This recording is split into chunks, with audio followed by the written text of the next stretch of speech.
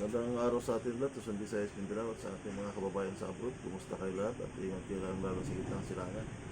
Welcome po ulit kayo sa Munti Natin Channel. Sa ating mga viewers na hindi mo nakapag-subscribe, subscribe tayo. Like na rin sa ating mga video, sa ating FB, Jimmy Sasso, sa ating mga TikTok, Jimmy Sasso, at saka yung Studio 123 para kung may mga bagong video ma-update kayo.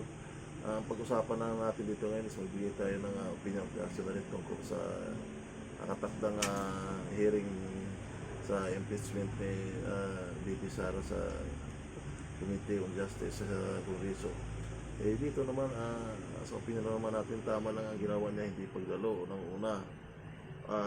Wala din naman talaga siya makakuha ng patas na paproseso sa Kongreso. So, sa atin naman, nakakabuti dyan, iakyat na niya nila sa Supreme Court. Siguro para naman na patas naman dahil alam naman natin na yung mga mag-hearing naman, mga anti-DP. So, walang papabor sa kanya. Pangalawa naman dito is may mga ilan naman siyang kakampi dito sa Kongreso. Pero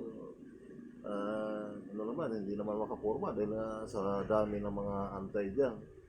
At pangalawa dito, mabuti sana kung yung mga nagtatanong naman sa kanya, yung mga malilinis naman lahat, wala naman mga akusasyon. Ang iba dyan, nabigyan pa umano, di umano ng mga malita. Ayaw naman nila sagutin yung mga akusasyon sa kanila. So, dito, makakita lang siguro ng patas na proseso si VP Sara kung sa Senado o kaya sa Korte Suprema. Pero sa Kongreso, sa opinion natin, is malabo siya bigyan ng tamang proseso. Tama na din yun, tutok na siya sa trabaho niya. Yan yung mga abogado niya. At saka walang mangyayari na pag umatin siya sa hearing talaga. Sa ating naman dito sa opinion lang. Kung nagkasala naman, tuloy-tuloy yung proseso. Pero sana naman din sundin naman yung tamang proseso. Kasi napakaraming nakusahan niya yung pagnanakaw sa ating gobyerno. Pero wala man ng aksyon ng Kongreso natin. Samantalang si VP Sara, 125 million di umano yung nawalang pera na confidential pa na tutusin. Hindi naman talaga dapat ilabas yung confidential nga. Saka napakaraming mga politiko may confidential. Si VP Sara lang talagang personal. Ganun pa ang karapatan nila ng lahat yan. Sa akin naman, bigay tayo ng opinion. Nakakalungkot nga lang din kasi nga trilyon na wala sa ating bansa, tahimik yung mga politiko natin.